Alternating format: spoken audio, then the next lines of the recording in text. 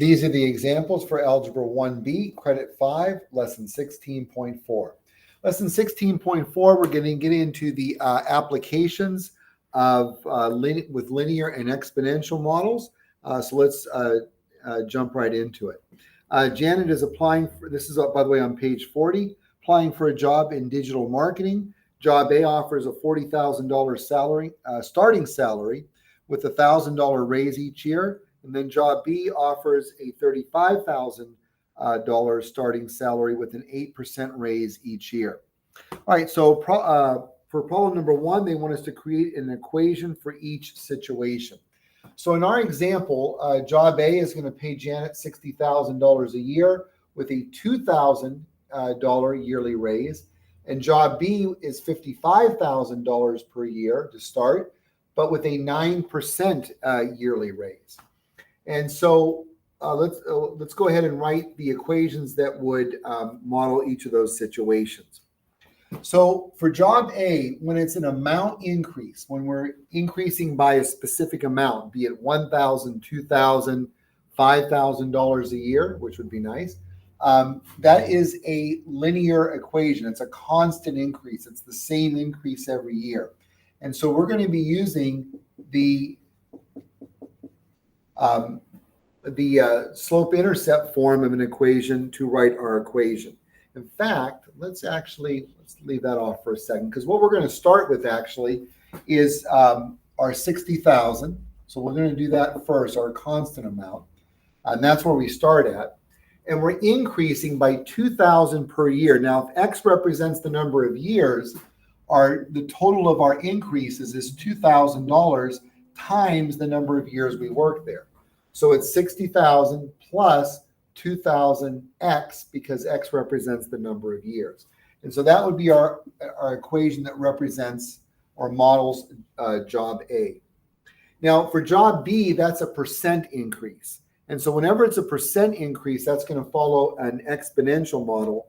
And for that one, actually, let's go ahead and write the general form of that. And so A is the starting amount. So for job B, Janet's going to start out with $55,000 a year. And then 1 is just part of the formula, so you'll use that as well. And then the rate of increase is 9%. We want to write that as a decimal. And so 9% as a decimal, to make that into a decimal, we have to move that 2 to the left, and that creates a blank spot in there. So 9% as a decimal would be 0.09. So we have 1 plus 0.09 to the power of x. And we can simplify that. We can add the 1 and 0.09 together, and we have 55,000 times 1.09 to the power of x. And so that is the equation that would model the salary for job B. So that's what we're doing on number 1. First situation with an amount increase will be a linear equation. So it's the starting salary plus the yearly increase times x. And job B, it's a percent increase, so that's exponential. So we want that 9% as a decimal. We add the 1 and 0.09, and so we have our starting amount, 55,000 times 1.09 to the power of x. All right, now for problem number 2, it says use the equations from number 1 to complete the table to the right, and we're going to be using the table feature on Desmos. So let's go ahead and share the screen now for that. And there we go. And you should see Desmos in just a second there. Okay, so let's, well, we don't want that. So let's get rid of that. So let's talk about how to create a table. So that table that's on the right-hand side of your packet there, you're just basically going to complete it in Desmos. And then once you've done the work in Desmos, you're just going to copy the answers into your packet. So how do we do a table on Desmos? So we're going to click in the upper left-hand corner, the plus, and then we're going to choose the third item down, which is table. And you can see we have our table there. So in the first column, we're going to put the years. And for our example, we're also going to go up to 5. So 0, 1. And notice Desmos will try and guess like, oh, you're going up by ones, and it will autofill the next number. So you can just hit enter, saves a little bit of work, all the way up to 5.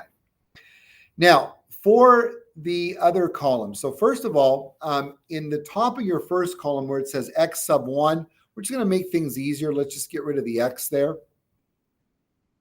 And then the top of the second column, we can get rid of both the 1 and the y, just backspace that out. And then what we're going to type there is our equation for job A, but not the entire equation. We can just type in the expression that's to the right of the equal sign, the 60,000 plus 2,000x. And notice Desmos has filled in the entire table. It's already done. So notice our salary. Let's go ahead and give us some more room here. So notice there's our $2,000 increase. So we go to 62,000 after a year, 64,000 after 2 years, 66 after 3 years, 68, and then 70,000. Now, for the next column, we're going to do the same thing, but for job B. And again, we're just going to enter the what's to the right of the equal sign is all we need to enter. So that's 55,000. Oops. Parentheses 1.09 and close our parentheses. Now, don't just type the x because the x needs to be in the exponent. So what you're going to do, a couple ways you can do that. You can use shift and 6 to get into the exponent and then type the x. And the other thing you can do is bring up the keyboard, bring up or click a to the power of b, and that takes you into the exponent and you can type your x. So either using shift and 6 or the keyboard and selecting a to the power of b to get you into the exponent and then typing the x. Now, another thing we see here, because it's exponential and we're multiplying and we got decimals, we've got, dollar amounts at the beginning, but then those dollar amounts start the succeeding years start turning into decimals. What you can do, and I would suggest this, is you can tell Desmos to do the rounding for you. So what we're going to do, now we don't need to do this because we didn't have any decimals in this column here, but here we're going to type in the word round. So we go to the front of, to the left of the expression. We're going to put a opening parentheses. And then at the end, now it's kind of already done the work for us, but really to show you how we should do this. So we go to the end of the expression, put a comma, and since we're rounding to no decimal places, just to the nearest whole number, we're going to put in a 0. And then we're going to close our parentheses. Now, we could round to, say, the nearest penny, which would be 2 decimal places, and Desmos will do that for us as well. But we're just going to round to the nearest dollar because that's going to be accurate enough. So now what you would do with that is copy those values. You've done the work in Desmos, and you're going to copy those values for the second and third columns. The years are already there in your packet into that table there that's in your packet. All right, so that's 1 and 2. And again, pause, rewind the video if needed if you need to go over how to enter that into Desmos. All right, now the next question, number 3, it says, in what year will job B earn more than job A? And so notice here that as we start out at the beginning, obviously 60,000 versus 55,000, job A is paying more money. But that's not the case forever. So if you start following down here, eventually, and it happens pretty quickly actually, if you look at year 2 here, look at job A, 64,000, and it is no longer paying more than job B. Job B is paying now $65,000, $346. So our answer to number 3, in what year does, for the first time, job B pay more than job A? And again, this is for our example. Your answer will be different, is in year 2.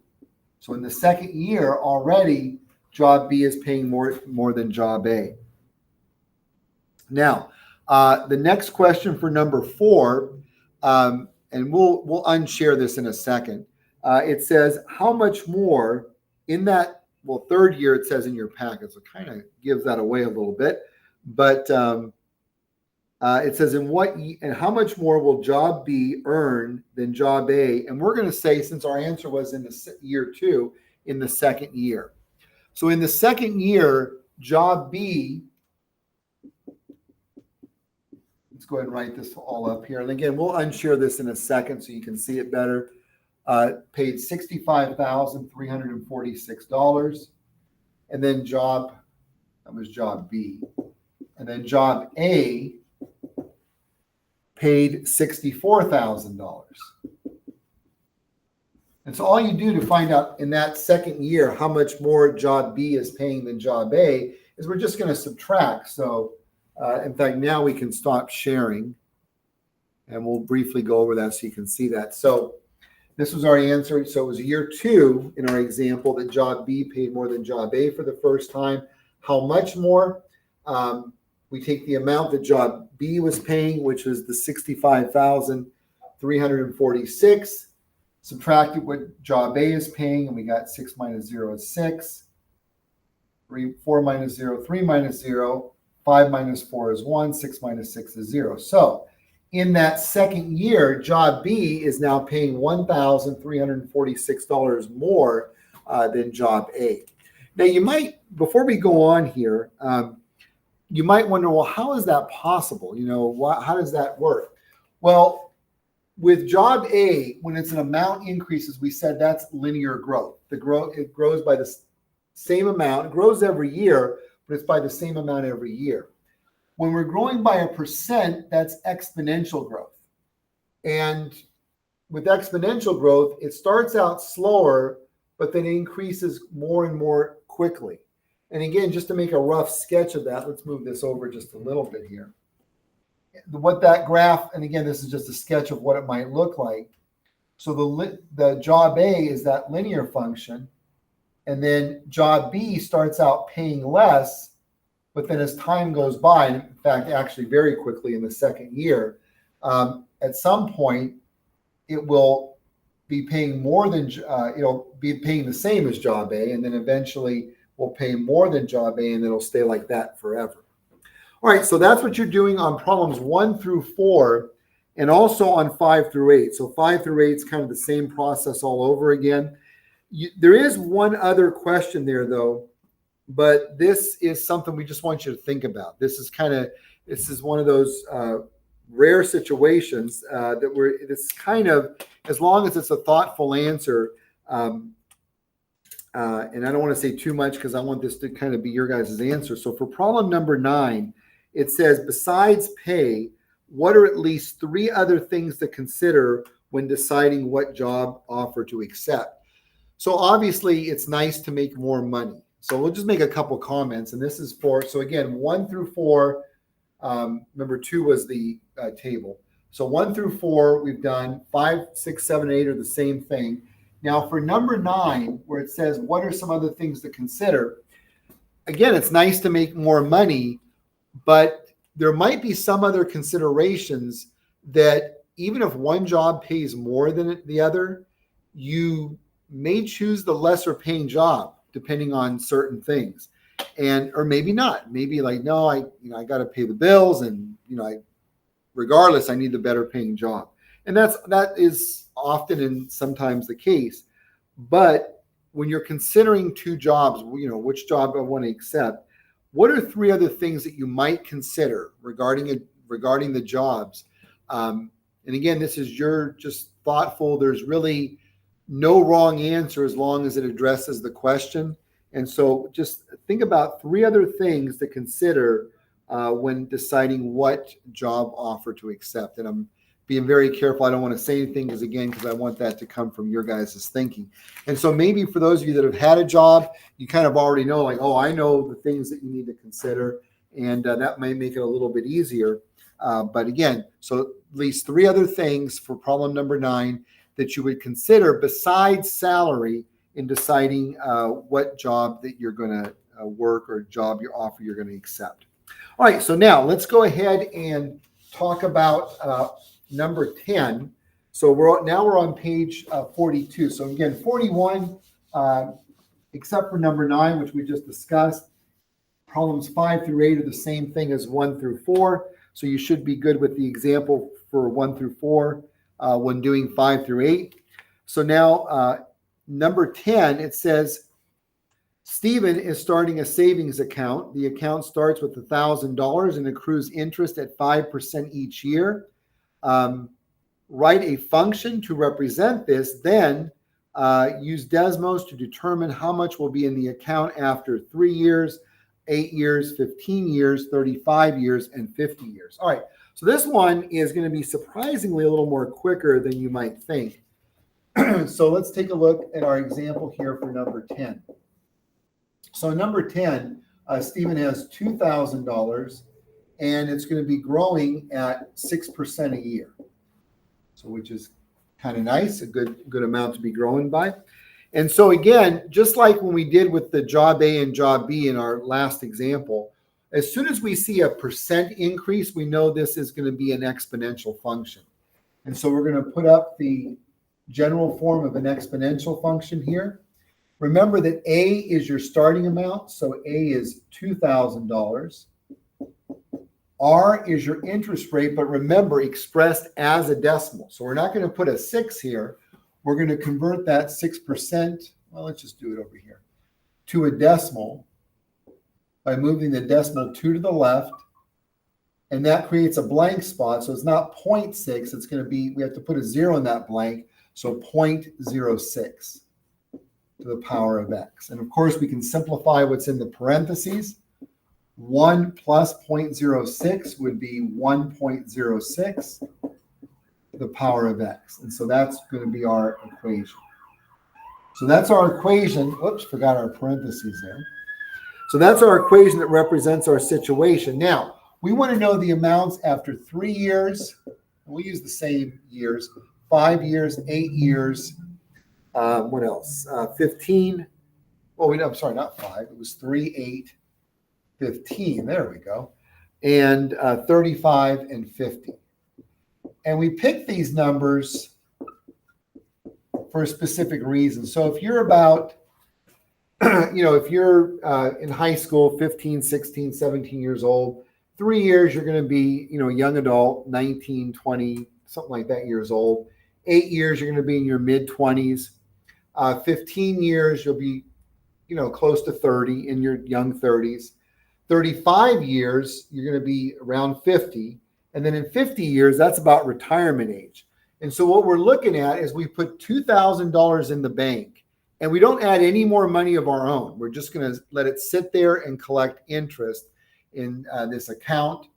And we're going to see how much money is going to be there after each of those times. So what we're going to do is enter, just like we did with the job offer example, we're just going to enter the part of the equation that's to the right of the equal sign. And so let's go ahead and do that. And once again, we're going to share our screen for to show Desmos.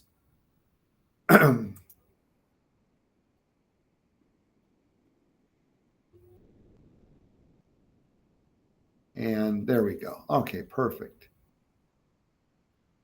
Okay. All right, so now you can see Desmos there. There we go. And there it is on my end. Okay, we can get rid of our work from our previous example. So what we're going to do is enter that 2,000 and then parentheses 1.06. No tape. We could do this with a table. In fact, actually, you know what? Maybe we should do that. Then we can see all the amounts at once. Let's do that. And we get a little more practice with the table. All right, so let's go ahead and we'll click plus. We'll choose table, third item down. And again, if you missed that, feel free to pause it. And we're going to, now for our X column, we're going to enter those year amounts. So 3rd year, 8th year, 15th year. See, it was guessing 13 there. I thought we were going up by 5s. And then 35. Notice it doesn't guess anymore because it's like Desmos is like, I'm not sure what you're doing now. But we have a reason for those as we explain. We're going to get rid of that 1. So we're going to backspace that out. If you backspace too far, just retype the X, not a big deal. And then here we're going to type in our expression 2000, parentheses, 1.06, close parentheses. And then to get into that exponent, we can click the keyboard and then a to the power of b, and then type our x. And we also want these as whole dollar amounts. So once again, we're going to round. So we're going to go to the beginning of the expression on the left, type in the word round, and then an open parentheses, and then use our arrow key to go all the way to the right, or just click over there and put a comma, and we're going to round to 0 decimal places, just to the nearest whole number. So we're going to put a 0 and a closed parentheses. And so now we have our amounts that'll be in our account after 3 years. And then what you would do now, so what do you have to show in your packet? Well, definitely show the equation that you wrote. And then all you need to do, since Desmos, our work is just typing this into Desmos, all you have to do is write out your answers. And so notice in 3 years, your $2,000 grows to $2,382. So not bad, $382. And again, that's without you adding another cent. That's putting $2,000 in the account and then just leaving it there. That is all interest growth. Now in 8 years, now if you're not impressed by the $300, notice in 8 years you're at 3,000. So over 3,000, 3,188. In 15 years, you're at 4,793. And then look at this. Now that's a long time, admittedly, but in 35 years, your $2,000, just because of interest that your money is earned in the account, is now at $15,372. And again, this is 6% interest, which when this is being recorded, we're at the end of 2025. That's a little bit more, but there were times where accounts pay that much. And then finally, in 50 years, that $2,000 has now grown to $36,840. Now, there's other considerations like inflation, also depending on the type of account. You always want to consult and use wisdom and do your research. But accounts that are more riskier, riskier meaning you can lose money, will pay a higher interest rate. But again, they are riskier. You take the risk of potentially losing money. So you have to do your research and be careful with that. But assuming in our example world here, at 6% growth in 50 years, we'd have $36,840. All right, so that's what we're doing for number 10. Now for 11 and 12, we're going to do one example because 11 and 12 are kind of the same thing. It says George has a credit card payment, and number 11. 12 is Uni looked at her utility bill over the past 4 months and noticed the following increases. And again, number 11, George has a credit card payment that has been increasing recently each month. The records for his card payments are shown below. And so that's the example we're going to base off of here. For number 12, where it says Uni looked at her utility bill over the last 4 months and noticed the following increases, you would work that one the same way that we're about to work this example here. So we have to get all this. Normally we like to have this set up before the video, but in this case, with everything else we had to do, that wasn't possible. So let's go ahead and do that. We'll use the same months that they did in number 11. That really doesn't matter, but we'll do that. So we have month, we have November, and we'll just abbreviate December, January, and February. And then next we have the amount. And then we have we'll be doing our first difference. And you might be thinking, well, this is the same as we did in the previous lesson. Some of it is, but we have first difference, second difference, and then we have a third column, which is the ratio. And so let's go ahead and draw our lines in here. Fortunately, we're only doing 4 months. I suppose we should have another line here at the top.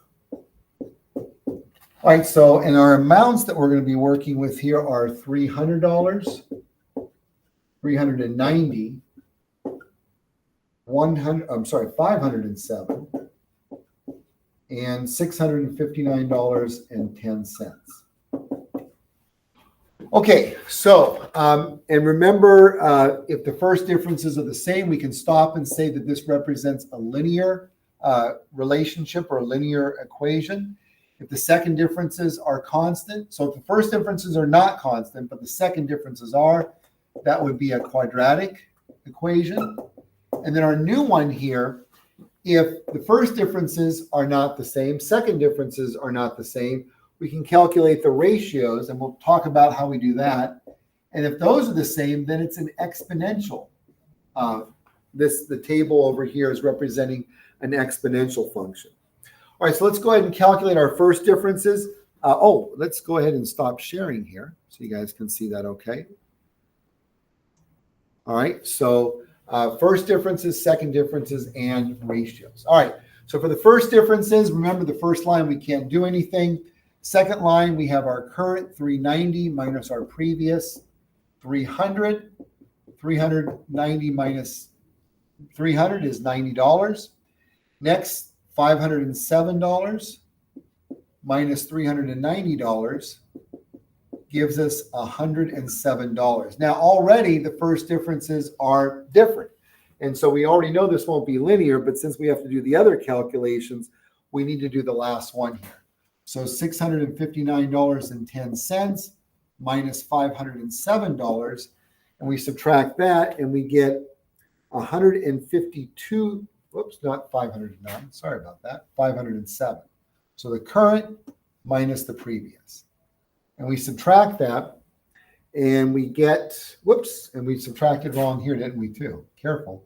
That should be 100. All right, let's fix this. That should be 117. So 507 minus 390, long video, is 117. And then here, 659.10 minus 507 is $152.10. Let's see if we can squeeze that in here. That's why it's important to double check your work, right? All right, so the first differences are not the same. So this does not represent a linear function or linear equation. So now we're going to do the second differences. And so here, remember, it's current minus the previous. There's nothing to do here and here because there's a current number but no previous.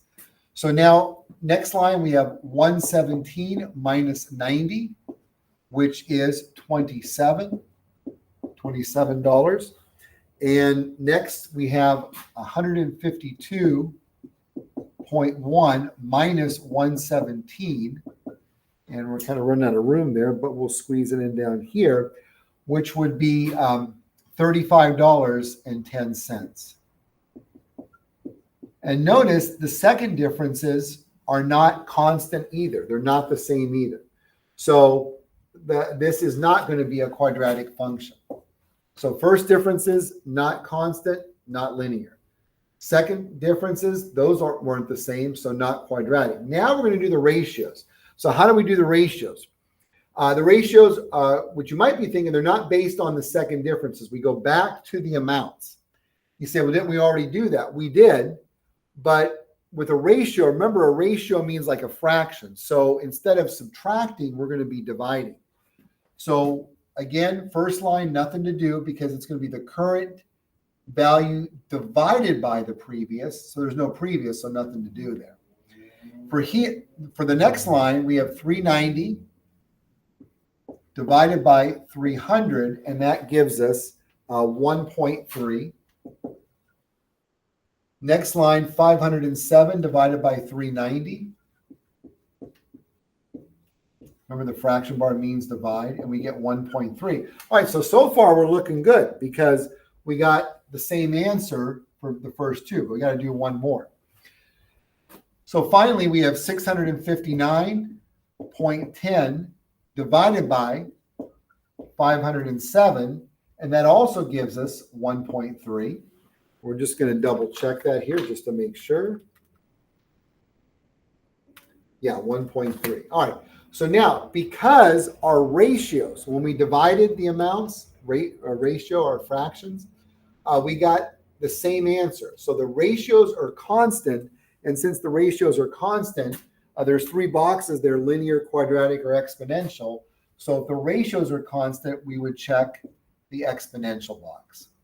And so this situation would be modeled by an exponential equation or exponential function.